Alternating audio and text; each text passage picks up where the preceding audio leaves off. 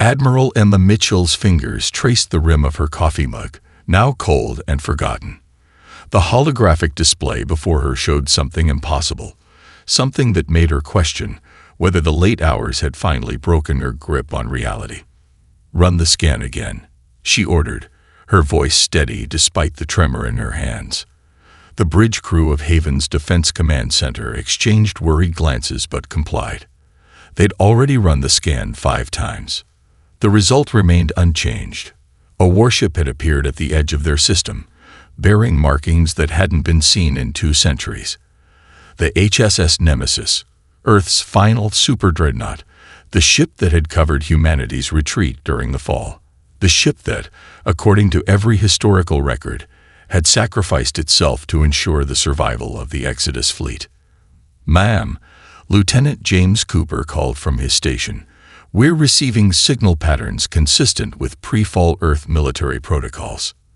They're requesting authentication codes." Emma closed her eyes, remembering the codes her grandmother had made her memorize as a child. Every senior officer in Haven learned them, a tradition maintained across generations, even though no one expected to use them. "Send authentication protocol Echo 73. Let's see if our ghost is really who it claims to be." The response was immediate. Holographic screens materialized around the command center, displaying technical specifications that made several engineers gasp. The Nemesis wasn't just intact, it was pristine, its systems untouched by the ravages of time. "This is impossible," Commander Sarah Hayes whispered, studying the readouts. "The energy signatures, the hull composition, it's like it just rolled out of Earth's shipyards yesterday. But look at the quantum date stamp. This is the original Nemesis." Emma stood, approaching the main display. The ship's silhouette was iconic, immortalized in countless historical archives. 3 kilometers of advanced alloys and weapon systems, built during humanity's golden age. Its very appearance had been designed to inspire awe and fear. "Ma'am," Cooper's voice cracked with excitement, "they're broadcasting a message. Text only, using old encryption." The message appeared on Emma's private screen. "Operation Phoenix ready to begin. Temporal lockdown protocol disengage.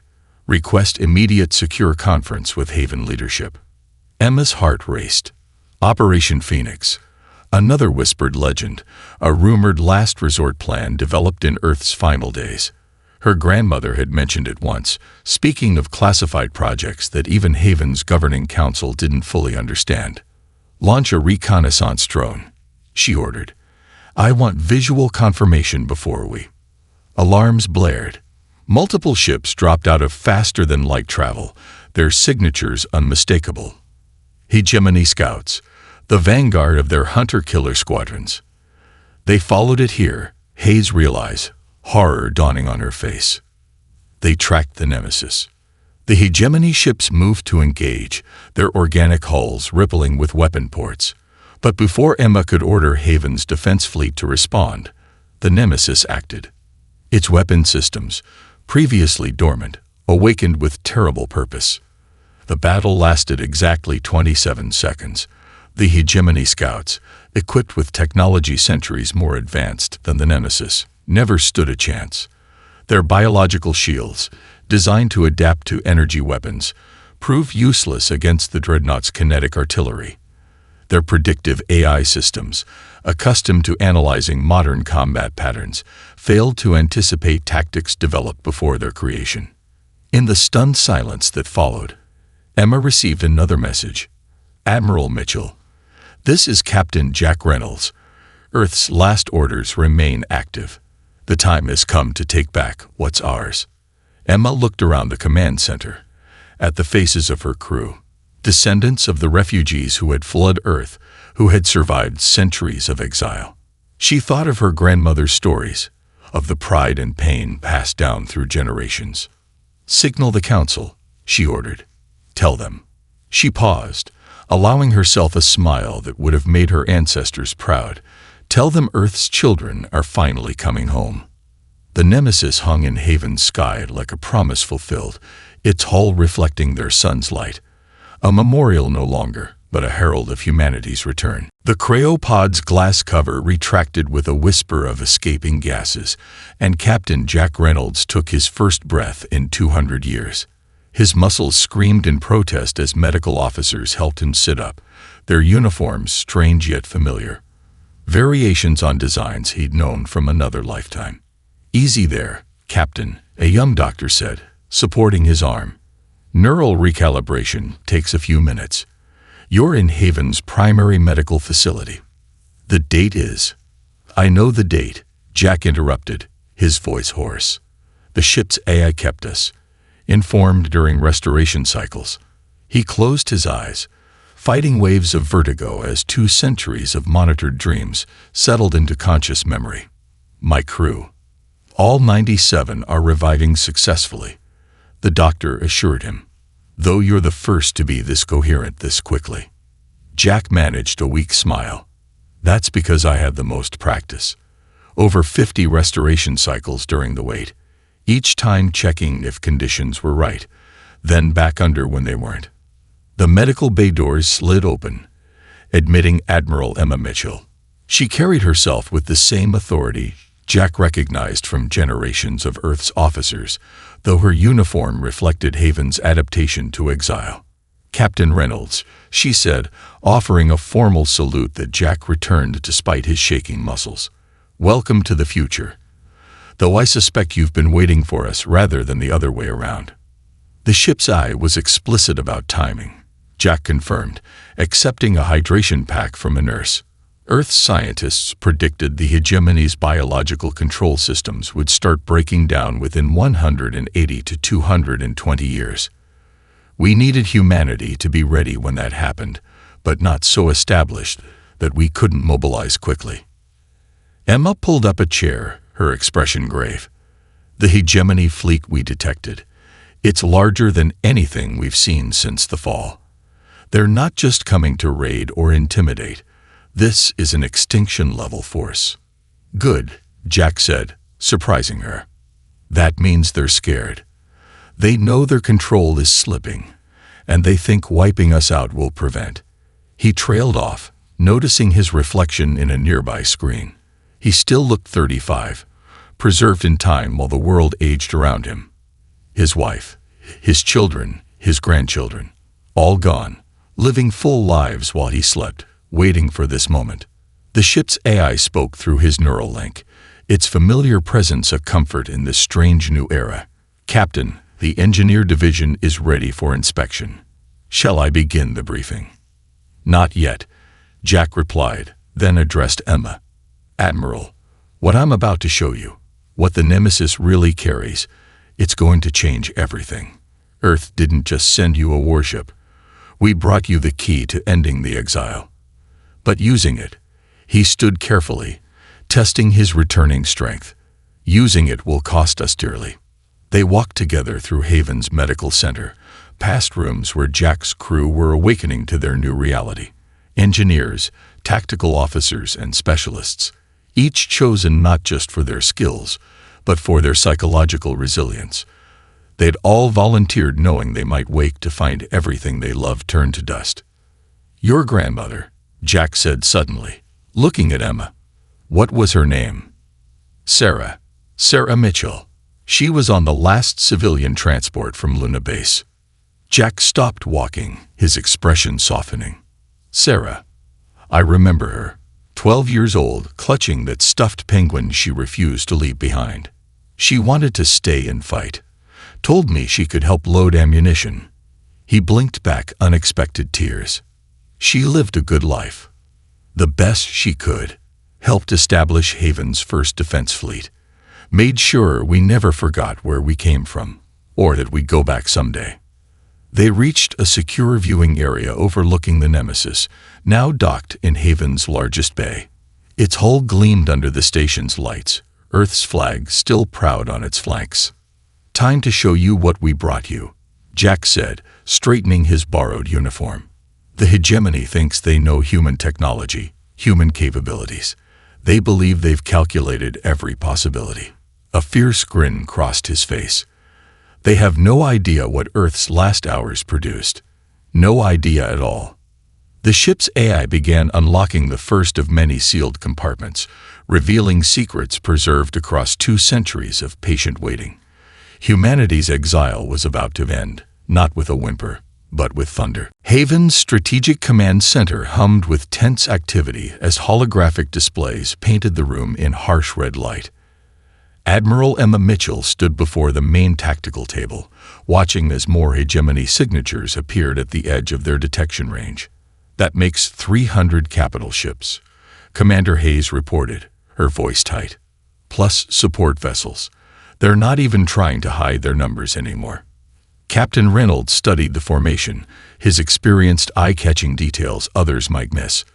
"Look at their spacing," he pointed to the irregular gaps in the hegemony fleet.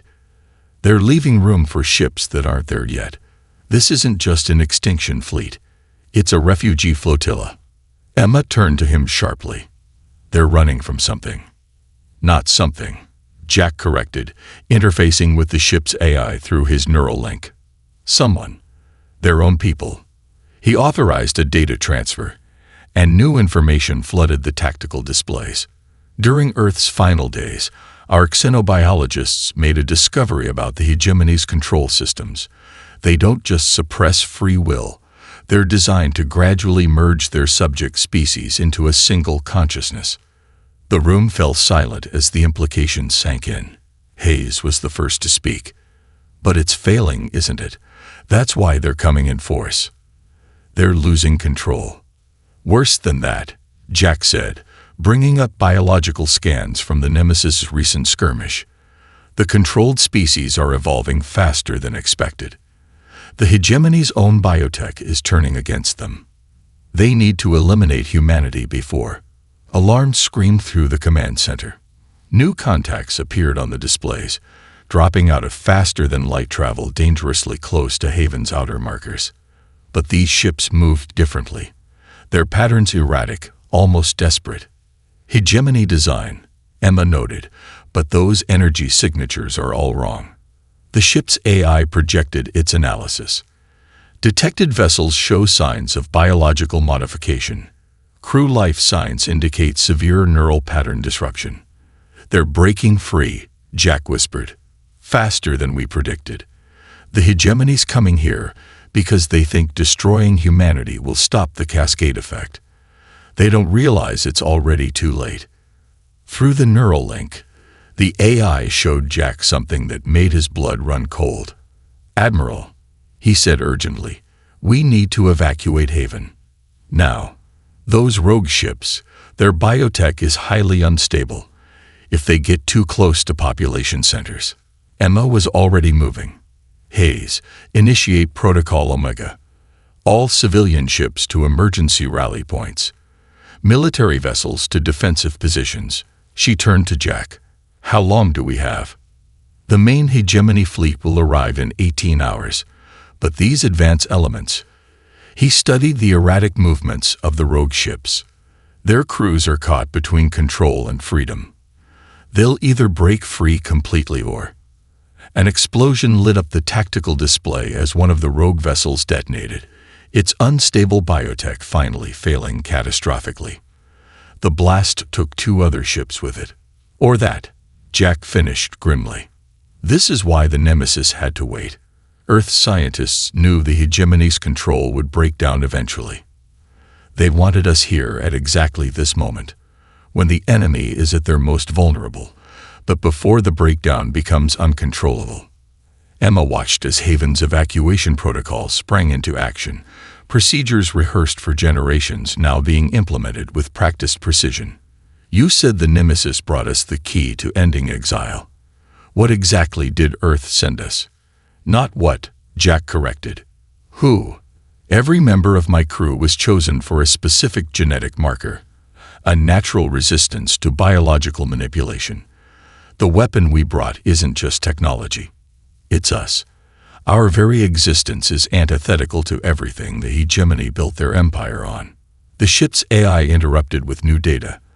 The rogue vessels were changing course, their movements becoming more coordinated, more purposeful. They were heading straight for Haven's main population centers. "We're out of time," Jack announced, already moving toward the exit. "Admiral, get your people to safety. The Nemesis will handle our unstable friends." His expression hardened with 2 centuries of waiting. It's time to show the hegemony why they should have finished us when they had the chance. Behind him, the tactical display showed the Nemesis powering up, its ancient weapons preparing to defend humanity's future with the best of its past. The Nemesis dropped out of faster-than-light travel near the ruins of New Athens Station, its massive form casting long shadows in the light of an aging red dwarf. Captain Reynolds stood on the bridge, watching as debris from humanity's first attempt at a deep space colony drifted past the view screens. "Third sight, third riddle," Lieutenant Sarah Drake announced from her tactical station. The message reads, "Where humanity first touched the stars beyond Sol, look for the children's library. Our greatest weapons were always found in the simplest places." Jack smiled despite the tension.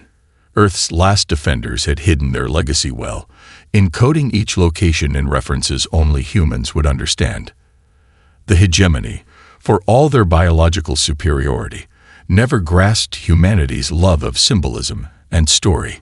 Scanning the debris field, Commander Marcus Wong reported, "Getting heavy interference from..." Wait. He leaned forward, adjusting his instruments. "That's not interference. It's a signal. Old-style radio waves, bouncing between the larger fragments." The ship's AI processed the pattern. Signal matches Earth historical records. Children's Literature Broadcasting Station. Active 2157 to 2189. "The library," Jack whispered. "They actually built it into the station's old entertainment system. Begin recovery operations." The Nemesis extended its recovery drones, their pathways carefully plotted through the dangerous debris field. But as they approached the signal source, warning alerts flashed across every screen. "Multiple ships dropping out of FTL," Sarah called out. "Hegemony Hunter-Killer Squad, 6 vessels. They're launching interceptors." Jack's mind raced through options. The Nemesis could take them in a straight fight, but that would risk destroying the very component they came to recover. They needed something less direct, more human. "Plot a course through the densest part of the debris field," he ordered. "Reverse thrusters, make them think we're running." "Commander Wong, calculate the resonant frequency of those old radio waves." Understanding dawned on Wong's face. "Sir, if we amplify the signal through our main communications array, the debris field becomes one giant transmitter," Jack finished. "The hegemony's biotech sensors won't be able to filter out the noise. Sarah, prepare a surprise for when they follow us in." The Nemesis backed slowly into the field of twisted metal and frozen memories, its energy signature deliberately weakened to appear damaged. The hegemony ships took the bait, their organic hulls rippling with anticipation of an easy kill. "Now," Jack commanded. The ship's communications array pulsed, turning 2 centuries of broadcasting children's stories into a weapon. The debris field lit up with overwhelming signals, each fragment adding to the cascade. The hegemony ship's biological sensors, designed to process clean data streams, went into overload. "They're blind," Sarah reported with satisfaction. "Deploying mines." The mines were actually pieces of debris, carefully selected and propelled by precise explosions. In the chaos of signal interference, the hegemony ships couldn't distinguish them from the rest of the field until it was too late. 2 vessels were torn apart by high-speed collisions, while another spun out of control as its crew fought their own malfunctioning biotech. "Recovery drones have the package," Wong announced. "Some kind of data crystal, heavily shielded. Wait, there's something else. The physical book." Jack nodded.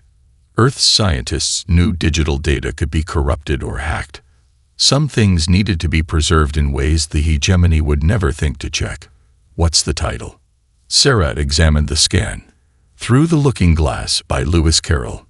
There's a note inside. "The mirror shows not what is, but what could be." "Another piece of the puzzle," Jack said softly. "Another step closer to making it reality. Plot course for the next location." The hegemony will send reinforcements once they realize what we're doing. As the Nemesis prepared to jump, Jack studied the old book displayed on his screen. Earth's defenders had hidden their greatest secrets in plain sight, preserved in the stories they told their children. Stories about wonder, about courage, about changing the impossible into the inevitable. The ship's AI confirmed their next coordinates, another forgotten human outpost waiting to give up its share of Earth's final gift. They had 4 more sites to visit before returning to Haven. 4 more pieces of humanity's legacy to recover. And somewhere out there, the hegemony's main fleet was still coming, unaware that every move they made brought them closer to their own undoing. In the Nemesis's secure lab, Captain Jack Reynolds watched as the final component clicked into place. The recovered artifacts, data crystals, books, and seemingly random pieces of ancient technology formed a pattern that only made sense when viewed through human eyes. The ship's AI had confirmed what Earth scientists had suspected 2 centuries ago. The hegemony's greatest weakness lay in the very perfection of their biological control. "It's beautiful," Lieutenant Sarah Drake whispered, studying the assembled device. "The way everything connects. They weren't just building a weapon. They were creating an echo of humanity itself." The lab's holographic displays showed the analysis of their collected prizes. Each piece contained part of a neural pattern, fragments of human consciousness preserved through different methods. The data crystals held digital scans. The books contained encoded brainwave patterns in their printing methods, and even the physical components resonated with stored neural frequencies. "They found a way to weaponize free will," Commander Wong explained, his voice filled with awe. "The hegemony's biotech doesn't just control their subjects. It fundamentally changes them, making them part of a growing collective consciousness. But human minds." He gestured to the displays showing comparative neural patterns. "We're too chaotic, too individual. We resist the pattern naturally." Jack touched the final component, feeling its subtle vibration. Earth scientists realized we could turn that resistance into a weapon. The Prometheus Protocol doesn't just break the hegemony's control. It introduces the concept of true choice into their network. Like a virus of free will, the ship's AI projected new data. Analysis complete. Protocol requires active human neural pattern as template. Warning: process will consume source consciousness. Survival rate 0%. The room fell silent as the implications sank in. The Prometheus Protocol needed more than stored neural patterns. It needed a living human mind to serve as the template for freedom. The volunteer would have their consciousness dispersed through the hegemony's entire biotech network, their physical brain burning out in the process. "I'll do it," Sarah said quietly, stepping forward. "My neural pattern shows the highest compatibility with the system." "Lieutenant." "No," Jack started, but Sarah cut him off. "Captain, remember what you told us before we went into Creo. The measure of humanity isn't in how long we live, but in what we're willing to die for. The hegemony thinks they can predict everything we'll do because they see individual lives as disposable parts of their collective. Let's show them what one human life can really mean." Warning alarms cut through the moment. The ship's AI reported, multiple hegemony vessels detected. Strike force moving to surround Nemesis. Estimated time to combat: 3 minutes. Jack looked at Sarah, seeing the same determination that had marked Earth's last defenders. She had already made her choice, the very kind of individual decision the hegemony could never understand. "Commander Wong, begin evacuation of non-essential personnel," he ordered. "Transfer combat control to the auxiliary bridge. This lab needs to be protected at all costs." He turned to Sarah. "Lieutenant Drake." "Sarah, are you absolutely certain?" She smiled, touching the Earth flag patch on her uniform. "My great-grandmother died defending Earth's last laboratory. She bought time for your crew to escape with the protocol components. Now I get to finish what she started." She squared her shoulders. "Besides, technically I'll survive, just not in a way the hegemony ever imagined." The ship shuddered as the first enemy shots impacted their shields. Sarah took her position in the neural interface chamber while Wong calibrated the systems. Through the lab's viewports, they could see hegemony ships moving to encircle them, their organic hulls pulsing with deadly intent. Beginning protocol initialization, Wong announced. Neural interface active. Lieutenant Drake's pattern it's perfect. The resonance is stronger than all our projections. Sarah's voice came through the chamber speakers, strong and clear. Captain, when this works, the hegemony slaves won't just break free. They'll understand what freedom really means. They'll remember how to choose. The ship's AI confirmed. Protocol ready. Awaiting final authorization. Jack met Sarah's eyes through the chamber's crystalline walls. Lieutenant Sarah Drake, for extraordinary service to humanity, you are hereby promoted to the rank of commander. May your sacrifice light the way home. Sarah's smile was radiant as the protocol began, her consciousness preparing to teach an enslaved galaxy how to be free. Haven's orbital space erupted in chaos as the hegemony fleet arrived ahead of schedule.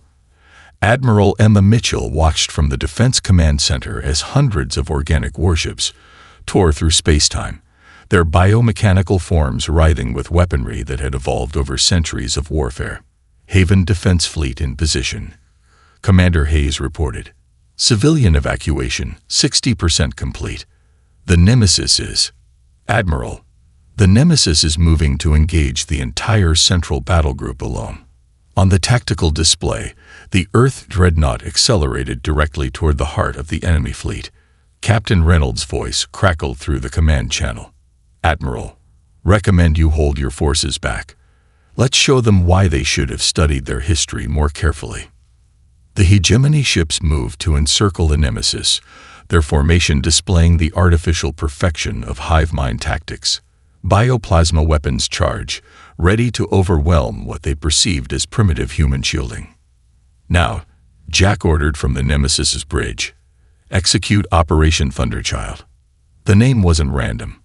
It was another reference the hegemony would never understand. Like the fictional ironclad that had challenged alien invaders in Wells' War of the Worlds, the Nemesis was about to demonstrate humanity's talent for turning apparent weakness into strength.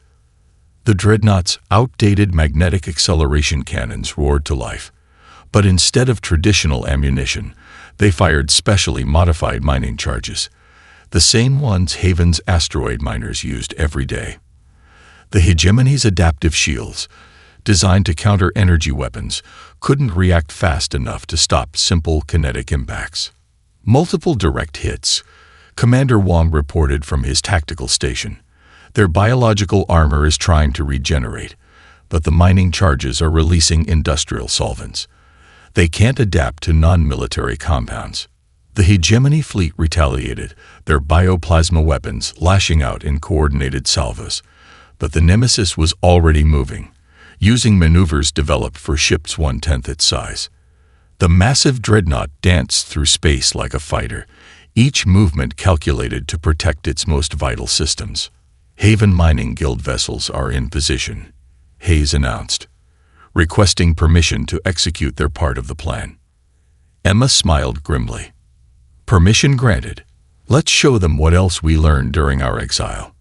Dozens of civilian mining ships emerged from Haven's orbital infrastructure, their industrial cutting beams repurposed into makeshift weapons. The hegemony's tactical computers, programmed to counter military threats, struggled to track vessels that registered as simple maintenance craft. They're splitting their formation, Jack observed, just as predicted. Their hive mind tactical systems can't process this many non-standard threats. Execute Phase 2. The Nemesis's main guns spoke again, but this time they targeted specific points in space, where the hegemony ships weren't. The massive rounds detonated in carefully calculated patterns, creating a web of gravitational disturbances that played havoc with the enemy's biomechanical sensors. Reading multiple cascade failures in their command and control networks, Wong reported. Their ships are losing synchronization. They're trying to compensate by increasing their biological integration. But that's exactly what we wanted, Jack finished. "Admiral Mitchell, now would be a good time for your fleet to demonstrate what they've learned about asymmetrical warfare."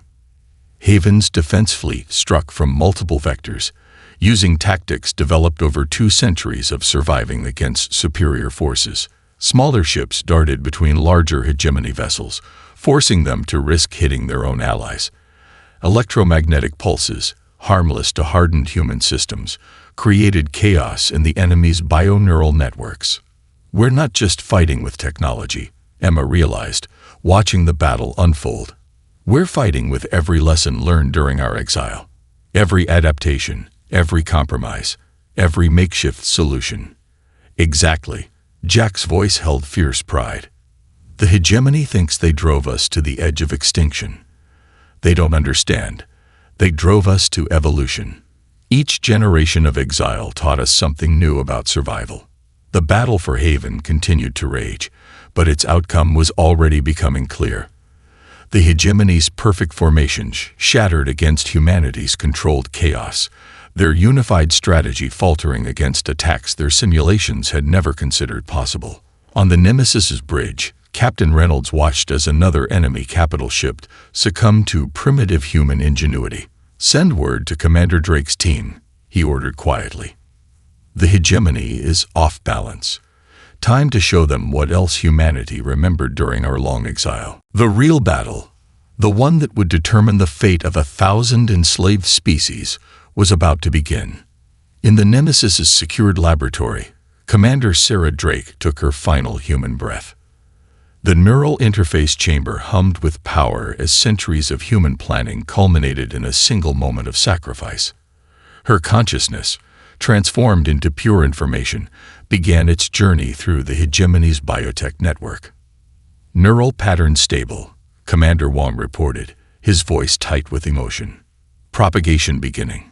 She's still herself, Captain. "The pattern is maintaining cohesion." Captain Reynolds watched the data streams, remembering Sarah's last smile. "Of course she is." The hegemony never understood. Humanity's greatest strength isn't in our technology or our tactics. It's in our ability to remain ourselves, no matter the cost. The first wave of Sarah's consciousness reached the nearest hegemony ships. Their organic hulls spasmed as her neural pattern, carrying the fundamental essence of human free will, cascaded through their biological systems. The effect was immediate and overwhelming. Multiple hegemony vessels going dark. Admiral Mitchell reported from Haven's command center. "No, not dark. They're changing. Their biosignatures are reorganizing." The ship's AI confirmed, detecting massive neural pattern shifts in hegemony fleet, control systems failing, individual consciousness patterns emerging. Across the battlefield, hegemony ships began moving erratically, not with the chaos of systems failure, but with the uncertain grace of newly awakened minds. Their crews, members of a dozen different species, were experiencing individual thought for the first time in generations. Sarah's voice echoed through the Nemesis's communication system, transformed but unmistakably her own. "I can see them all, Captain. Every mind, every soul they try to suppress. They're not just breaking free. They're remembering who they were, who they can be again." The Prometheus protocol spread like wildfire through the hegemony's neural network. Each liberated mind became a new point of transmission, spreading freedom faster than the enemy could contain it. Ships began broadcasting on all frequencies, their crews reaching out with their first independent thoughts in centuries. "This is the Arxer vessel Dawning Light," one transmission declared. I remember. We remember our songs, our stories, the ones they made us forget." Ketran battlecruiser 7 Sons, another voice joined in. "Our ancestors were explorers before the hegemony came. We choose to explore again." The hegemony's remaining loyal ships tried to contain the outbreak, firing on their own converted vessels. But their targeting systems, dependent on the same biotech network now carrying Sarah's consciousness, began to fail as their own crews questioned their orders for the first time. "They're running," Commander Hayes announced as the unchanged hegemony ships began emergency faster-than-light jumps. The main fleet is retreating. But Sarah's voice held a note of warning. Not running. Spreading. Every ship that jumps carries my pattern with them. The hegemony built their empire on a network of controlled minds. Now that network will carry the gift of choice to every world, every ship, every being they'd ever enslaved. Through the neural interface readings, they could sense Sarah's consciousness expanding, touching minds across light years of space.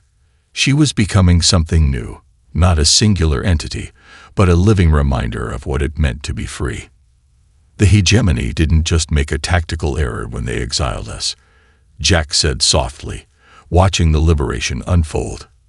They made a philosophical one. They thought removing us from Earth would make us forget who we were. Instead, it distilled us down to our most essential quality, our stubborn determination to remain human, no matter the circumstances. The ship's AI updated its strategic analysis. Hegemony control network experiencing cascade failure across all known space. Time to complete liberation. Estimated 37 hours. In the neural interface chamber, Sarah's physical form had gone still, but her presence filled the ship with a sense of triumph and peace. Her final message broadcasted across all frequencies, a promise to both her human family and the newly freed species. I am Commander Sarah Drake of Earth. I am one human life, freely given, to remind the galaxy what freedom means. My consciousness will echo through the stars, teaching others to choose their own paths. This is humanity's gift to you all. Not an end to your stories, but the chance to write your own. The battle for Haven was over.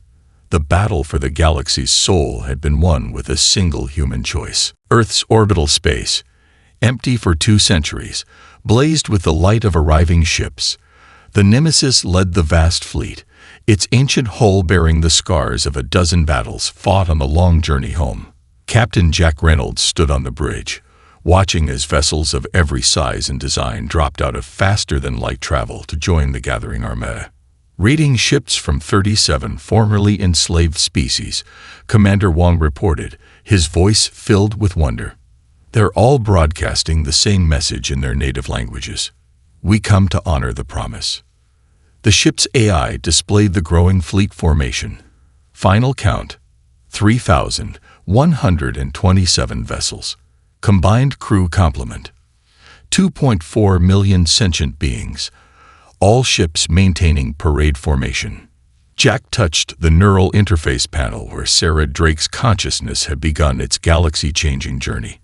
Her presence still echoed through the fleet's communications, a gentle reminder of the price of freedom and the power of individual choice. Signal from the Orcs flagship remembered dawn, Wong announced. Admiral Kex requests permission to take position on our starboard flank. He says they wish to escort humanity home with the honor they deserve. Grant permission, Jack said, smiling at the gesture. Remind them to maintain safe distance for the descent. Earth's atmosphere hasn't seen this much traffic in a long time. The fleet moved into position around the Nemesis, forming a pattern that would have been impossible under the hegemony's control. Each ship positioned itself according to its crew's choice, creating a beautiful chaos of cooperative movement that no hive mind could have conceived. Admiral Emma Mitchell's voice came through the command channel from her position aboard Haven's flagship. Captain Reynolds, the first wave of colony ships is ready. 200 years of exile ends today. Not just exile, Jack corrected gently. 200 years of preparation. The hegemony thought they were punishing us. Instead, they gave us time to teach the galaxy what freedom means. The ship's AI began the descent calculations as Earth's surface came into view. The planet showed signs of the long-ago invasion, scars in the landscape visible even from orbit. But there was also evidence of recovery. Nature had reclaimed many urban areas, and preliminary scans showed an environment that had partly healed itself during humanity's absence. We're receiving signals from the surface, Wong reported with surprise. Automated recovery systems are activating. Earth's defenders left us more than just weapons. They left us the tools to rebuild. The first rays of Earth's sun touched the Nemesis's hull as it entered the atmosphere, leading the greatest fleet in human history back to where it all began. Ships from across the galaxy followed in its wake, their crews experiencing the same wonder that humanity's ancestors had felt when they first looked up at the stars. Commander Drake would have loved this view, Jack said softly. The neural network hummed in response, carrying an echo of Sarah's consciousness. She was everywhere now, in the liberated ship systems, in the recovering hegemony networks, in the very fabric of interstellar communication. Not as a controlling force, but as an eternal reminder that every being had the right to choose their own path. Message from the Ketran science vessel, Eternal Question, Wong announced. They say they've analyzed the destruction patterns from the invasion. They want to help us rebuild Earth's cities, but only the ones we choose to restore. They understand now that sometimes letting go of the past is as important as preserving it. The Nemesis touched down in what had once been the Pacific Ocean, its massive form settling onto a waiting platform that had risen from the waves. Around it, ships from a dozen species found their own landing zones, each choosing their place in the new history about to unfold. Jack opened a channel to the entire fleet. 2 centuries ago, humanity faced a choice: submit to control or risk everything for freedom. We chose freedom, not just for ourselves, but for every species capable of making that same choice. Today, we return to Earth not as conquerors or victims, but as teachers. Earth will no longer be just humanity's home. It will be a symbol of what free beings can accomplish together. The ship's AI confirmed what instruments already showed. The air was breathable, the radiation levels safe. Earth had healed enough to welcome her children home. Send the signal, Jack ordered. Tell all ships, welcome to Earth, welcome to freedom, welcome home. As airlocks opened across the fleet, 1 million beings took their first free breaths on humanity's world, each step forward a choice of their own making.